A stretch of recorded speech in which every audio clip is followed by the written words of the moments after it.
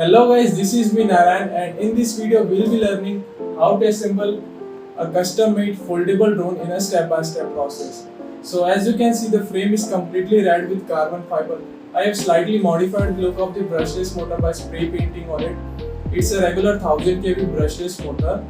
So this series will be split into two parts. The first part will be covering how to assemble a custom made foldable drone in a step-by-step process. And in the second video, we'll be adding a flight controller on the same frame and programming it for our first flight.